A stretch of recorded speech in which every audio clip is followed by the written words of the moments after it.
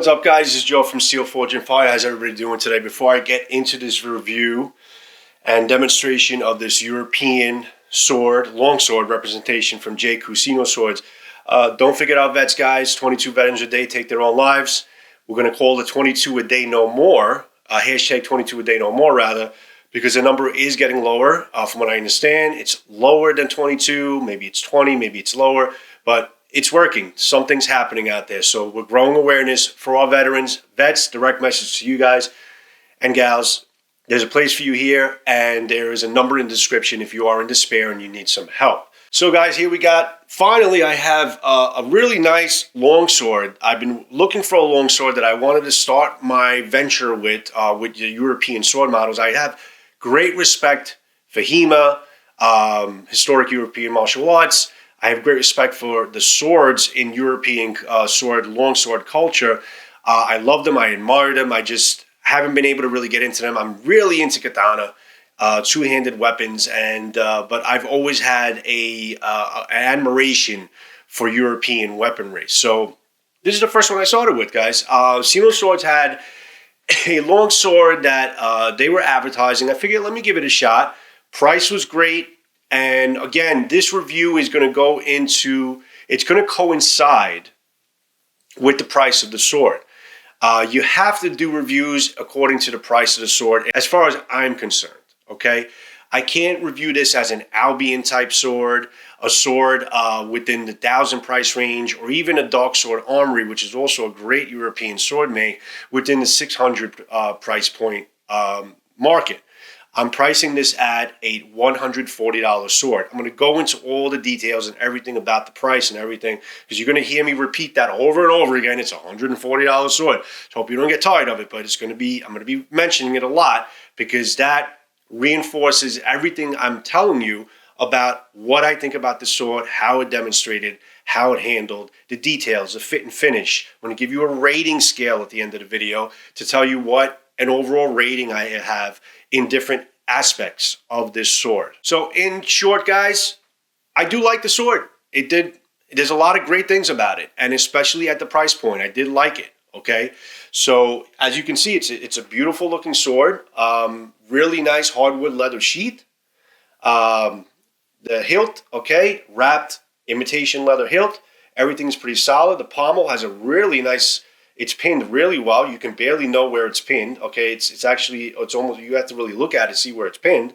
But it is a full tang, pretty solid. Love the sheath, love the belt straps. It did come with like an extra leather harness that you can actually wear it, which I won't. But it is nice to have it on there if you wanted to do some actual HEMA with it. Nice metal tip at the end here. It's pretty tightly on, and another collar, a metal collar right here. Nice polished stainless steel metal. Overall, very nice. But you know what? Let's break it down, guys. Let's go into the details of the sword and show you what it has, the good points, the bad points of it, and give you that rating system at the end and let you know if I think it's worth it for you or not. So let's get into the details, guys. So there wasn't really a name. This sword didn't have a name. It wasn't really modeled on J.Crew's website after any historical sword. So the closest I came is to find a sword from, if I can borrow from SBG Swords sword store site, an Ronin Euro sword, an RK Euro Model 13, the Crusader. That's the closest similarities I found to this J.Crew sword, to this RK Euro Model 13, which is the Crusader. So this particular sword was modeled after something around the 13th, 14th century, like a Knights Templar sword, considered one of their historical long swords. So it does not really have an historical presence in this J.Crew sword, but this is the closest model I can find from Ronin that looks very similar in terms of how the sword is put together, and the pieces and the pommel and the handle and everything that comes along with it. Details, details, details. So we have the scabbard here. It's a hardwood scabbard, pretty well built, pretty solid, wrapped in an imitation leather. It's got stitching on one side. Not a bad job in execution of the scabbard. It's not cheap in terms of the wood. It definitely has some weight to it, and I have no problem with it I'm just concerned a little bit about the stitching on the side, but other than that, it looks pretty good. And it to be noted that the sword really, and you'll see later on the video, the sword actually fits really well in the scabbard. There's no wiggle, no rattle or anything like that. It's got a pretty nice solid fit. Now the hilt, or the grip of the sword, is I would imagine a wooden core. It's like an imitation leather wrapped, pretty tactile in feeling. Your hands kind of stick to it. It's pretty comfortable for the most part. I didn't feel any type of discomfort. Again, $140 sword, that's what you could expect. See the stitching on the side. It's pretty much put together well. I thought it actually come apart with the stitching, with the handling and all that, but it actually kept together pretty well. Pretty comfortable in the hand, no problem there. The pommel was a pretty solid piece. With your fingertips, you could feel around the inner circle some sharp edges, but I did not feel any discomfort when I was holding it, because obviously you're gripping it as a hand-and-a-half sword. The pinning was really well done. I mean, it's very seamless. They did a nice job with the full tank pinning there. You can't even feel it as you go through it. It's a pretty nice polished pommel. Again, pretty solid. I thought it would be some discomfort with the edges on the circle on the side, the front and back of it, but it was actually pretty comfortable. I didn't feel anything biting to my hand as I was holding it. Execution was good. I just wish, you know, the smoothness of it, how it was polished, a little indentation, a couple little artistic designs there. It was pretty good. I just wish the quinlins were a little bit larger, because it would have gave the sword a little bit better point of balance, POB, which currently is at around 5.5, maybe a little close to 6. And if these quinlins were a little bit beefier, I think that it would make the point of balance a little bit better, and would make the overall sword a little bit more balanced with a little bit of a beefier quinlins as the crossguard. But all in all, the execution of what they did was pretty good. The biggest problem with the sword, because there's no rain guard and there's no ricasso, is the space, that gap space in between the blade and the crossguard was a little bit too large. They could have shaped that a little bit better, and that caused a problem I had with the actual guard later on in the video, but this was definitely a culprit of it. The shape of the scabbard is actually pretty well done. It's a nice polished stainless steel look, very clean, nothing biting into your hands, fit pretty nicely onto the scabbard, under the leather. I think the execution was pretty good for a $140 sword. The actual locket, which is, it's nice that it included a locket on the scabbard, is also same type of feel, nice polished stainless steel look, tightly fit, no problem with the sword going in and out, and it locks into place as it's supposed to. This is the stitching on the side of the scabbard. I thought that this might be a problem if you're into, you know, serious HEMA, that I'm actually might start separating, but from handling it so far, it kind of kept in place. The leather is very tight. It's not bubbling. It doesn't really move unless you really force it. But the stitching, to be noted, could come apart with some heavy use.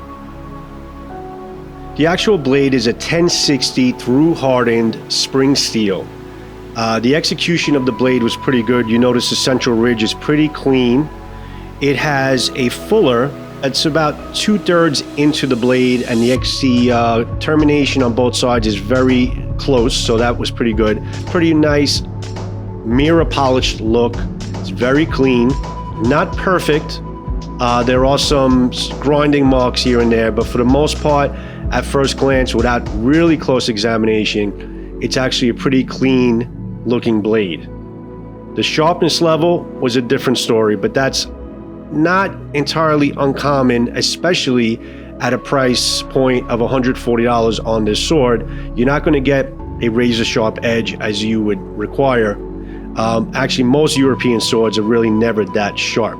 I did do my own sharpening. I actually ran it through 104 passes on both sides at a 17-degree bevel, and I was able to get this thing on my sharpness level reader. After about 4 readings, I rounded it out to about 200 or so, which is pretty damn close to razor sharp. So I actually did a lot of work in sharpening up the edge of this 1060 spring steel through hardened into the edge that I require. It's kind of almost katana sharp. It's a very thick, beefy blade, so it's actually kind of difficult to get it to that sharp edge, but it kind of worked after some due diligence on my part. And for all our knife lovers, what am I carrying today? besides my European sword, my Formax Scout from Cold Steel. It actually assisted me in cutting up some bamboo and trimming some things up. I absolutely love this knife, and this was in my pocket today, along with my European sword. So it's pretty sticky inside the scabbard. It's with a little force it comes out, but it doesn't shake. There's no rattle. It's a pretty nice fit in the scabbard. The feel of the handle, I mean, you have to hold the handle as a 1.5 type of grip, where your hand is over the pommel. I didn't feel anything biting to my hands. The termination on both sides as far as the wrapping was pretty good, not perfect. That I would expect at this price point, but for the most part, it was pretty comfortable in the hand. In terms of the balance of the sword in the hand, I did some playing with it before I tried it. Obviously, I am not demonstrating any of my ability. I had very little experience with HEMA other than studying the moves, but speaking as my opinion is how this sword felt in the hand, it was generally balanced. Could it have been better balanced? Yes, and I explained in previously why, how it could have been better balanced. If the point of balance came a little closer to the guard, it would have been a little bit better. But for the most part, I had no problem stopping and starting this sword, which is always a big concern with me in terms of my sword handling. I had no problem hitting my target most of the time when I was on target, but I pretty much enjoyed actually swinging this thing around. Obviously, you pay for a much more expensive sword from other brands. You'll have a much better handling sword. But for the price point, I was pretty impressed with what you got from Jaku in terms of the handling of this sword. Could the point of balance been a little bit better and a better balance in the hand? Absolutely. They could have done something to the trillions to make them a little better. So for cutting some bottles, I was actually very impressed with the sharpness level that this sword came out to be. I mean, I had no issues getting through the water bottles, which you shouldn't with a sharp sword, but I also had no issue kind of hitting my targets and, stopping the sword and starting the sword in the fashion that I wanted to. So I had some pretty good success with getting through the bottles. I cut a couple of tops off of there, hard plastic, but no damage to the sword. Very good cuts on the bottles from this Jaku Euro sword. Now here's some bamboo. Now the bamboo is a lot stiffer than when I first got it. It is drying out. I wasn't looking to do any trick cuts. I just want to do some nice even cuts. You know, that was a bad cut there, but again, no damage to the sword. Trying to do some even cuts just to see how the sword handles in the hand and how it feels in terms of the performance.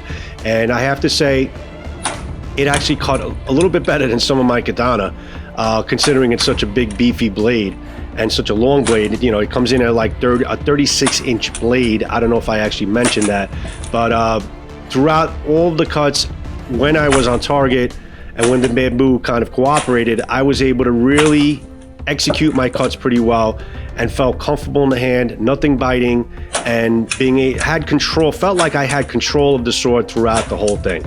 Again, is this the best handling European sword? No. Is it the most expensive? Absolutely not. But after those cuts, and even bad cuts, hard plastic caps, hard bamboo, I didn't find any edge rolls or chips on the blade whatsoever, which I'm very happy about. And again, Jaku doesn't do me wrong in terms of their blades.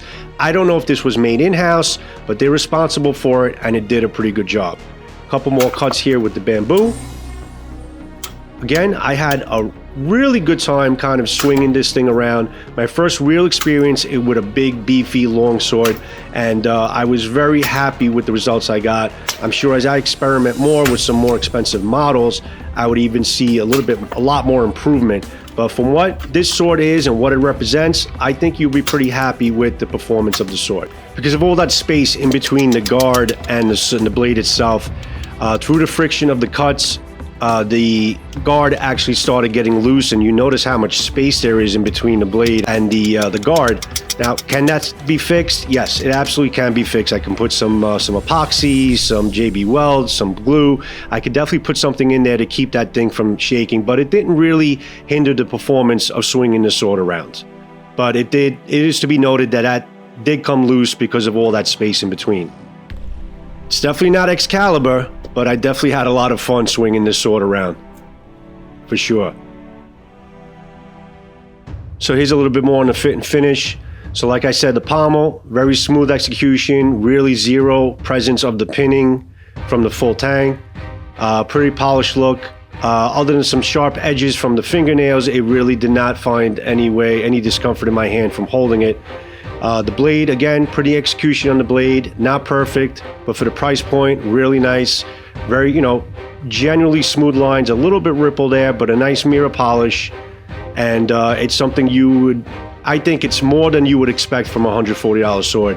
And the fact that there was no damage through all the cuts and everything stayed in place was always a big plus.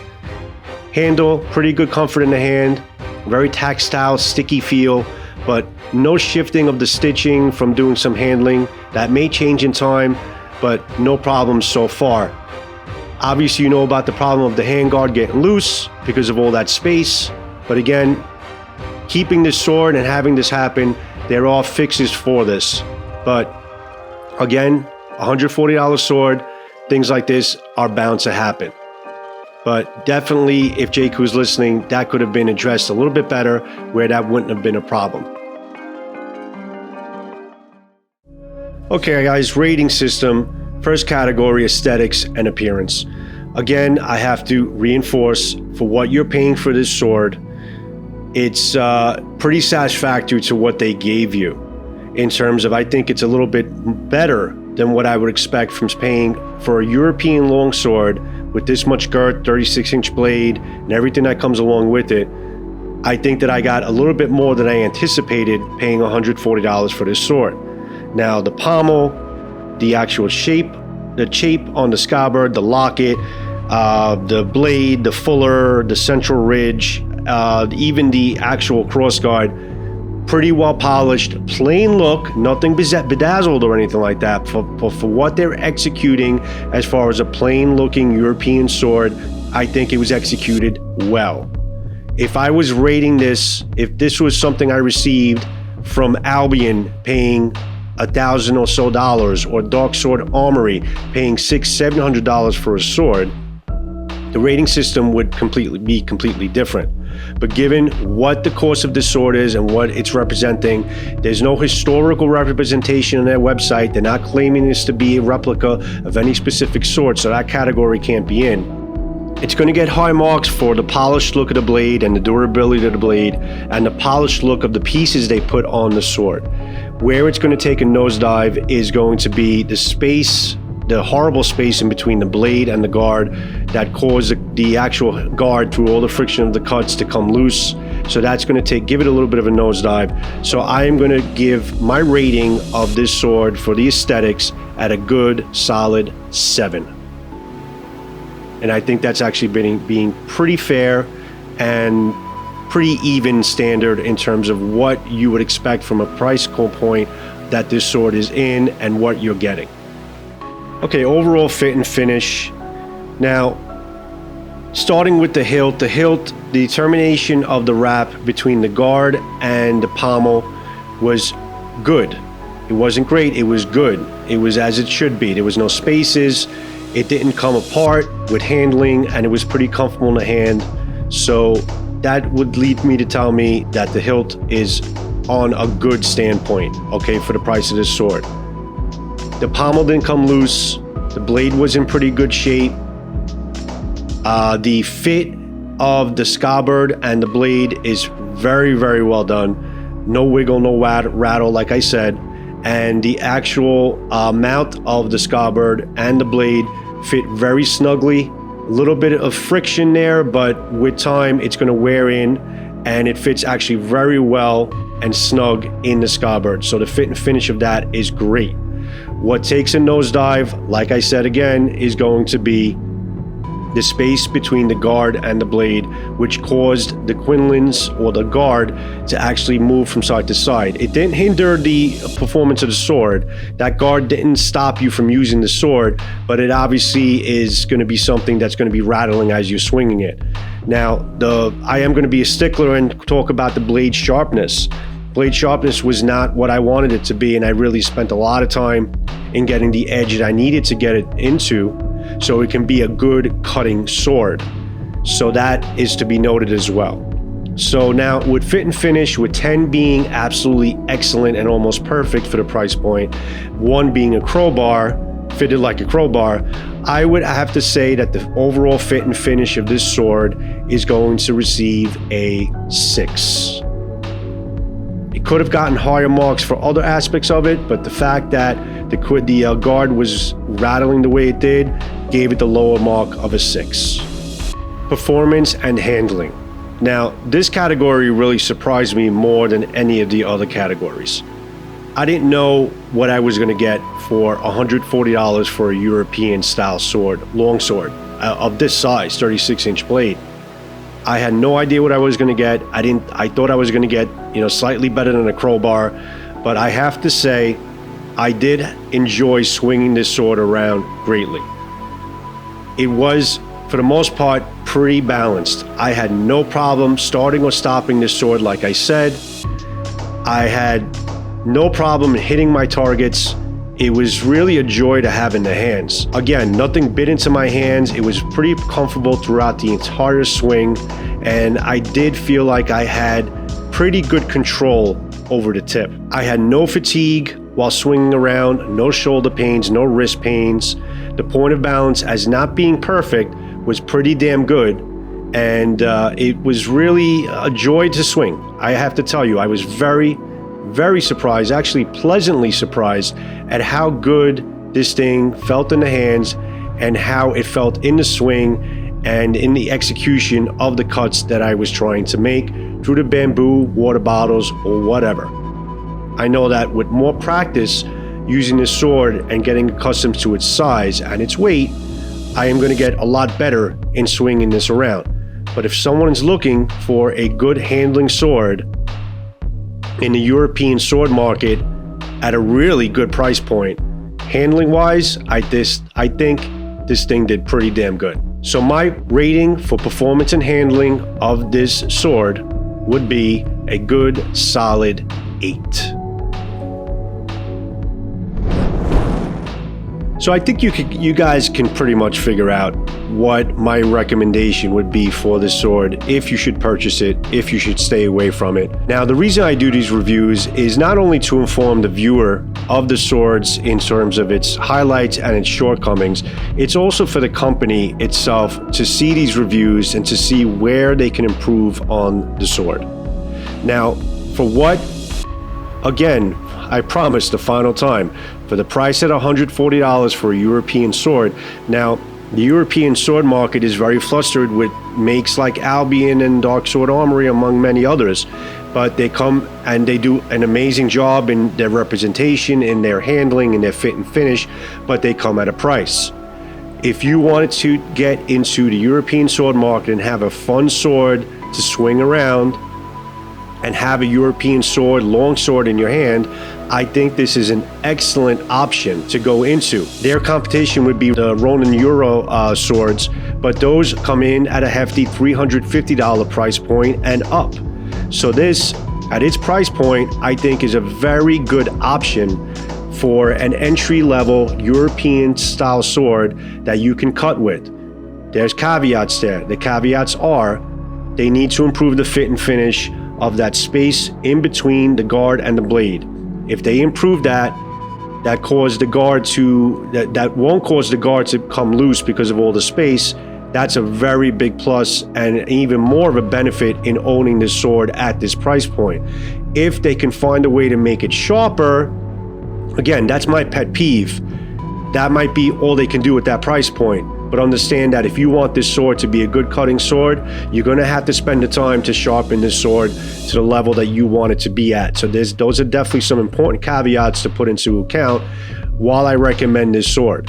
So yes, I do recommend this sword. It is a great option for the price, a great handling sword with some problems with fit and finish that, with some work from the company, and if they can improve that, this will be a really, really good option for a European sword. So there you have it, guys. There is my review of this European sword from J. Sinoswords. Doesn't really have a name, but it's kind of like a 13th century Knight Templar type of sword, a Crusader sword. Thank you for watching. This is Joe from Steel Forged and Fire Sword and Knife. Until next sword or next knife, I'll see you when I see you. Much love. Peace out, everybody. Ciao.